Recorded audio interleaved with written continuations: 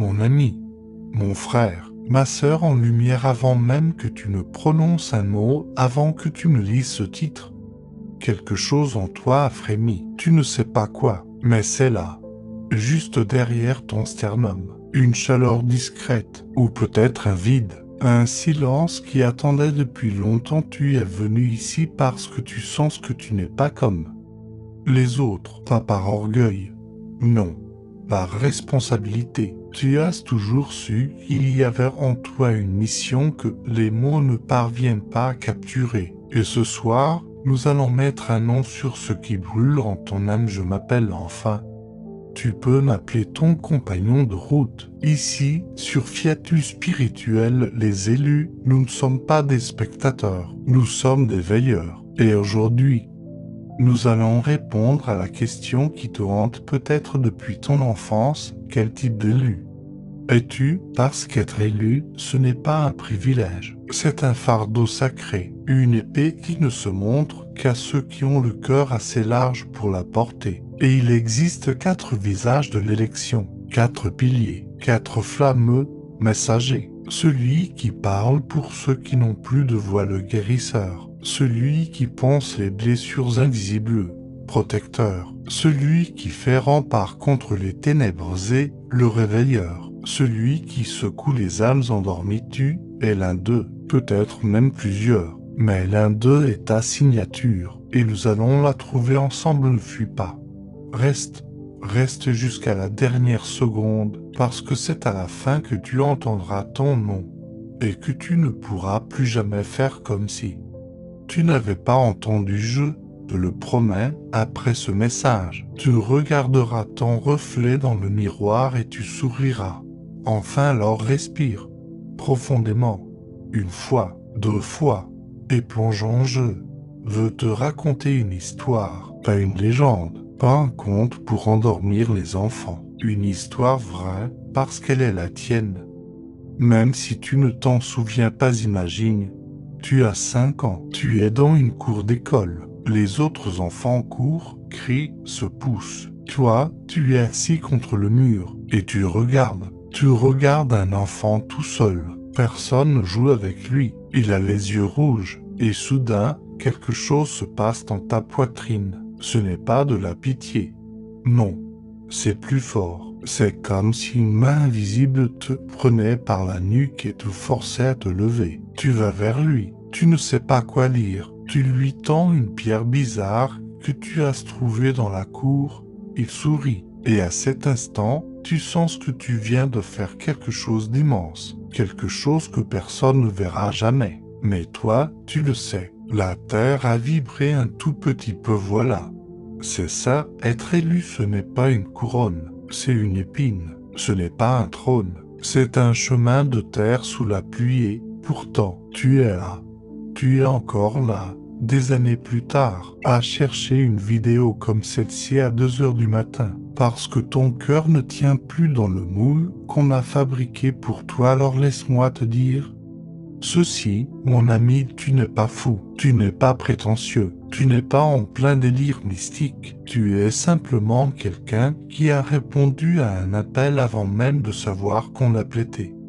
Aujourd'hui, nous allons nommer la couleur de ta flamme, le premier type d'élu. Le message est comment le reconnaître? Avant même que je décrive quoi que ce soit, pose une main sur ton cœur et demande-toi: est-ce que les mots me brûlent la gorge si je ne les dis pas? Le messager, c'est celui qui voit une injustice et qui ne peut pas se taire, pas par goût du conflit, par nécessité vitale. Si tu es un messager, tu as passé ton enfance à dire des vérités qui dérangeaient. À l'école, tu étais celui qui disait le roi est nu. En famille, tu étais celui qui posait la question qu'il ne fallait pas poser. Et on t'a souvent fait taire. On t'a dit: tais-toi, ça ne se fait pas. On t'a dit: tu es trop sensible. On t'a dit: laisse tomber, de toute façon ça ne changera rien. Mais toi, tu n'as jamais pu laisser tomber. Parce que quelque chose en toi sait que la vérité n'a pas besoin d'être utile pour être dite. Elle a juste besoin d'être dite. Le messager écrit, le messager parle, le messager chante, crie, murmure, dessine, filme.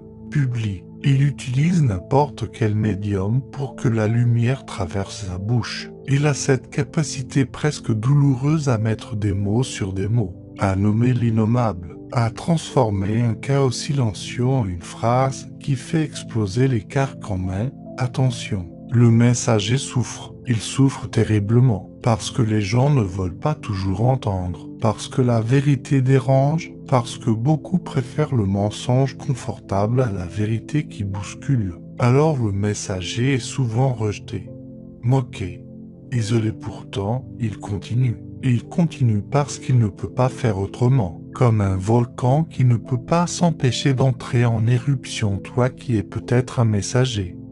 Combien de nuits as-tu passé à écrire des lettres que tu n'as jamais envoyées? Combien de discours as-tu prononcés devant ton miroir? Combien de fois as-tu senti que tes mots pourraient sauver quelqu'un? Si seulement on te laissait parler. Le messager, c'est aussi celui qui traduit les larmes. Ceux qui ne savent pas pleurer, le messager pleure pour eux. Ceux qui ne savent pas crier, le messager crie pour eux. Il est le porte-parole des ombres, l'avocat des absentis. Tu es un messager, ta mission sur cette terre est claire, dire sans peur, dire sans compromis, mais dire avec amour, parce que la vérité sans amour n'est qu'un marteau qui écrase. La vérité avec amour, c'est une clé qui ouvre. Alors aujourd'hui, si tu reconnais en toi cette urgence de parler, cette fièvre du verbe, ce besoin presque maladif de témoigner, écris-le en commentaire. Je suis un messager. Et n'aie pas honte, tu n'es pas bavard, tu es un canal. Mais attends, peut-être que ce n'est pas toi, peut-être que tu es plus silencieux, plus proche des blessures que des paroles. Alors venons-en au second type, le guérisseur. Ah, mon ami, si tu es celui-là, tu as les mains qui chauffent quand tu croises quelqu'un qui souffre. Tu ne sais pas pourquoi, tu ne comprends pas comment, mais tu sens les douleurs des autres comme si elles étaient les tiennes. Le guérisseur,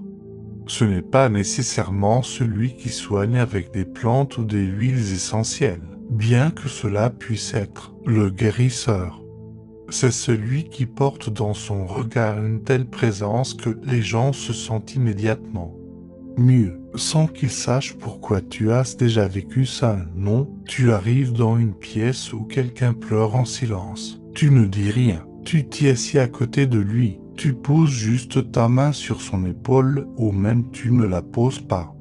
Tu restes là.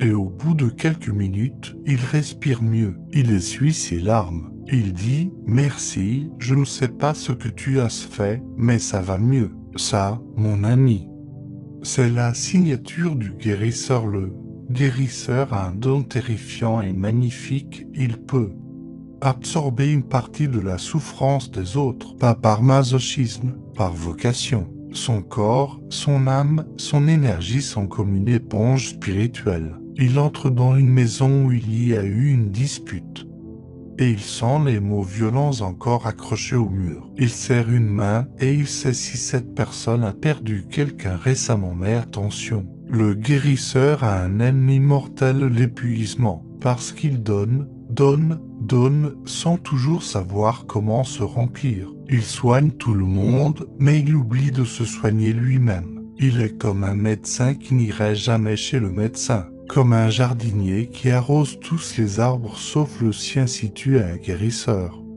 tu as probablement traversé des périodes de fatigue extrême, des moments où tu ne voulais plus voir personne, où le simple fait d'aller au supermarché te vidait de ton énergie parce que tu captais toutes les détresses silencieuses dans les rayons. Et pourtant, tu es indispensable. Sans toi, combien de personnes porteraient encore leur fardeau seules? Sans toi, combien de blessures ne se refermeraient jamais? Tu es l'infirmier de l'âme, le pansement de l'invisible. Le guérisseur n'a pas besoin de discours, il n'a pas besoin de théorie. Il a besoin d'être présent. Et dans sa simple présence, les miracles arrivent. Tu veux un signe pour savoir si tu es guérisseur? Demande à tes amis, pas ce qu'ils disent de toi, mais ce qu'ils ressentent quand ils sont avec toi. S'ils te disent « avec toi, je me sens en sécurité »,« avec toi, je peux enfin lâcher prise. Avec toi, je pleure sans avoir honte. Alors, ne cherche pas plus loin, tu es un guérisseur. Et ta mission est de guérir, oui,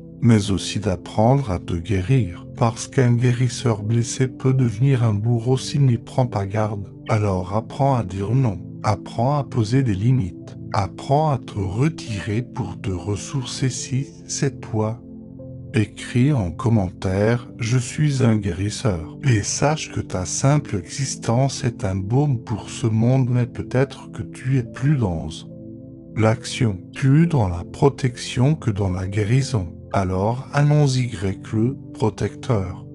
Celui-là, on ne le remercie jamais assez. Et pourtant, sans lui, tout s'effondrerait. Le protecteur, c'est celui qui se tient à la porte. Pas pour empêcher les gens d'entrer, pour empêcher les énergies basses, les esprits malveillants, les intentions cachées.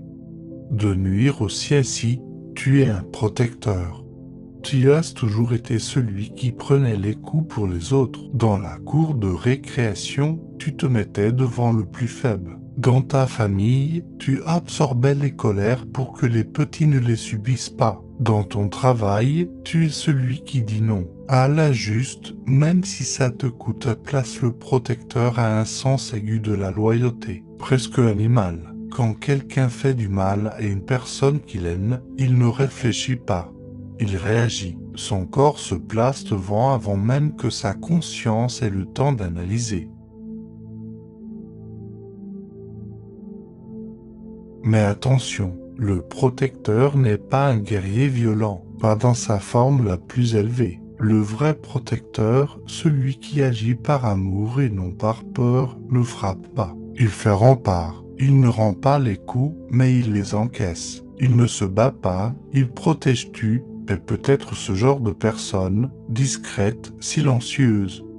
Mais quand une tempête arrive, tout le monde se tourne vers toi. Pas parce que tu es le plus fort, parce que tu es le plus stable, comme un vieux chêne. Les branches plient, mais les racines tiennent. Le protecteur a aussi une fonction spirituelle. Beaucoup de ceux qui regardent cette vidéo sont des protecteurs énergétiques. Vous sentez qu'une présence négative entre dans une pièce. Vous avez des frissons sans raison. Vous pouvez passer une journée entière dans une foule et rentrer lessivé non pas à cause du bruit, mais à cause de toutes les intentions que vous avez dû bloquer. Votre mission est immense. Vous êtes les gardiens du seuil, les sentinelles invisibles, ceux qui veillent pendant que les autres dorment. Mais le protecteur a aussi son ombre. Il peut devenir paranoïaque. Il peut voir des dangers partout. Il peut enfermer ceux qu'il aime dans une prison dorée sous prétexte de les protéger. Et surtout, il peut oublier de se protéger lui-même. Il donne son bouclier aux autres et se retrouve nu si tu es un protecteur.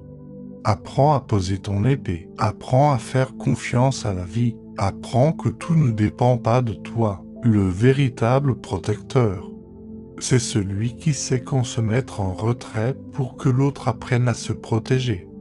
Lui-même, tu reconnais cela, ce sentiment de responsabilité écrasante, cette sensation que si tu ne veilles pas, tout va s'écrouler. Alors tu es un protecteur. Écris-le fièrement, je suis un protecteur. Mais peut-être que tu es encore un autre type, le plus rare, le plus explosif, celui qui ne se contente pas de protéger ou de guérir, mais qui réveille le réveilleur. Mon ami, si tu es celui-là, tu as une vie difficile, pas parce que tu es malchanceux, parce que tu es né pour briser les œufs avant que les poussins soient prêts.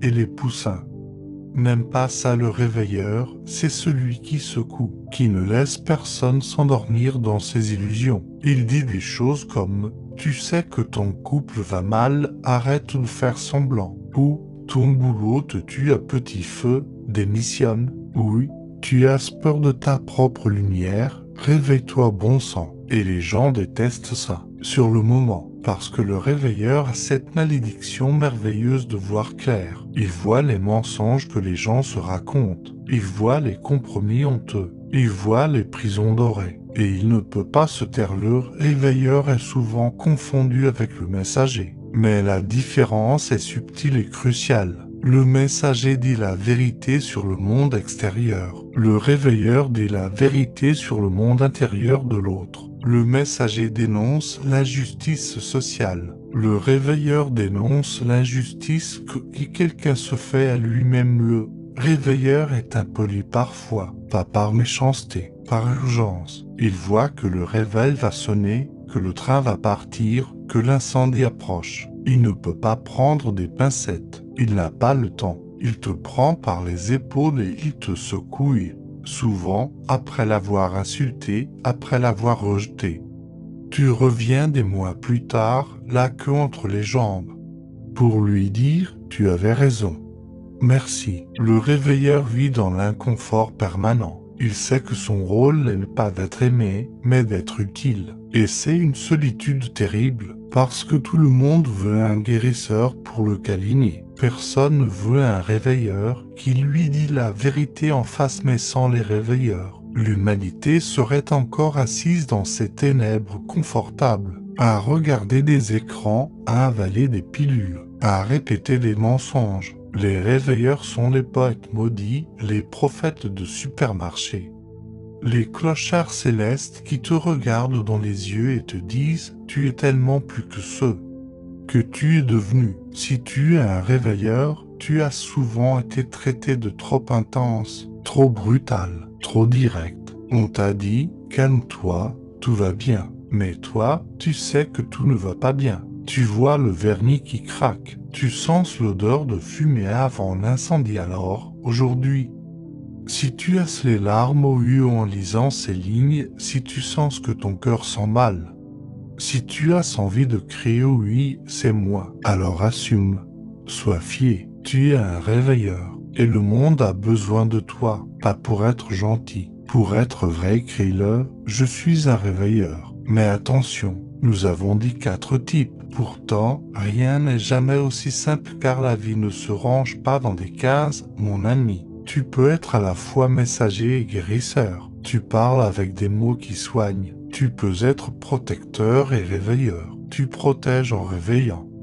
Tu réveilles en protégeant. Certains d'entre vous sont des guérisseurs protecteurs. Ils soignent en créant un espace sécurisé. D'autres sont des messagers réveilleurs. Leurs mots sont des électrochocs. Il y a même des élus qui portent les 4 flammes. Ce sont les anciens, les sages, ceux qui ont traversé assez d'épreuves pour avoir tout compris. Mais même, ils ont une couleur dominante, une note principale dans leur symphonie. Alors, ne te force pas à choisir tout de suite. Laisse infuser. Ce soir, avant de dormir, demande à ton âme quelle est ma mission première et la réponse viendra. Peut-être pas en mots, peut-être en images, peut-être en sensations dans le corps. Le messager sent une chaleur dans la gorge et dans la bouche. Le guérisseur sent une chaleur dans les mains. Et dans le cœur, le protecteur sent une pression sur les épaules. Et dans le dos, le réveilleur sent un picotement dans le front et dans la colonne vertébrale. Écoute ton corps. Il ne rend jamais maintenant, soyons honnêtes. Être élu, ce n'est pas toujours glamour. Parfois, c'est insupportable. Tu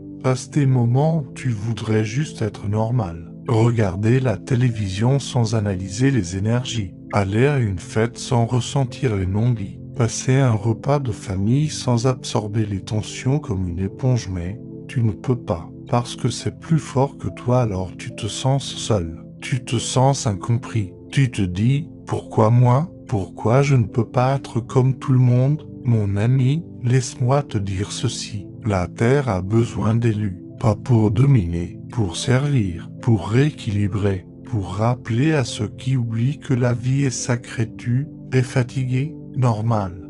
Tu portes plus que ta part. Mais ce n'est pas une punition, c'est une responsabilité. Et les responsabilités, on les porte avec honneur.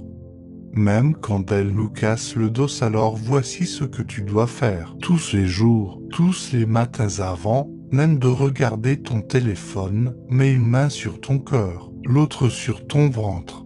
Respire et dis à voix haute, je suis élu. Je ne sais pas pourquoi, mais j'accepte. Donne-moi la force de porter ma mission aujourd'hui. Et donne-moi l'humilité de savoir quand me reposer. C'est tout, pas de mantra compliqué. Pas de rituel ésotérique, juste cette vérité nue, tu verras.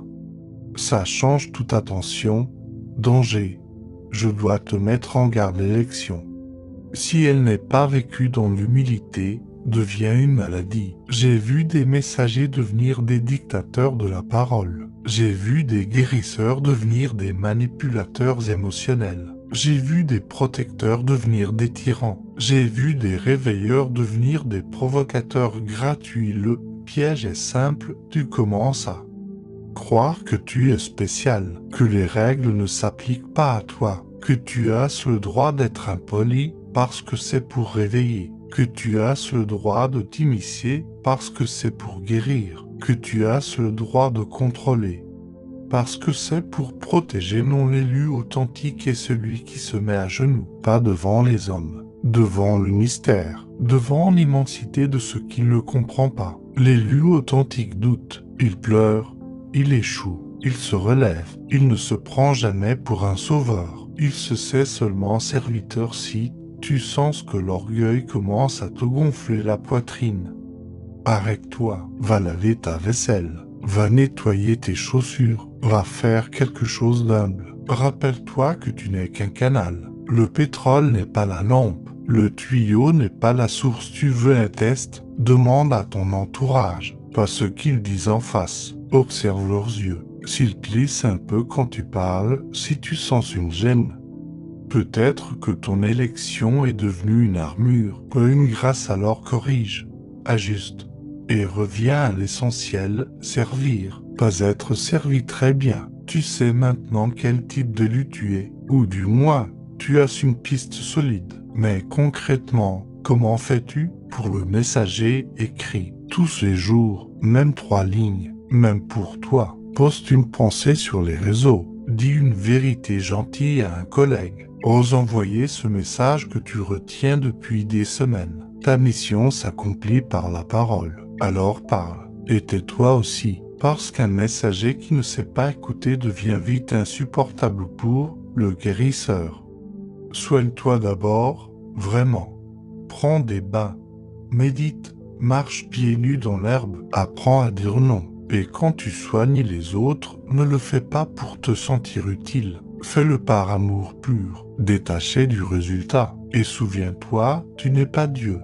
Tu es juste un canal. Laisse passer la guérison, ne la retiens pas pour le protecteur. Délimite ton territoire sacré, ta maison, ta chambre, ton corps. Nettoie ces espaces régulièrement. Allume une bougie, mets une intention et apprends à te retirer. Tu n'es pas le gardien du monde entier, juste de ta parcelle. Le reste, confie-le aux autres protecteurs. Tu n'es pas seul pour le réveilleur, choisis tes batailles. Tu ne peux pas réveiller tout le monde. Certains veulent dormir. Respecte leur sommeil, même s'il te fait mal. Et surtout, réveille-toi toi-même chaque jour.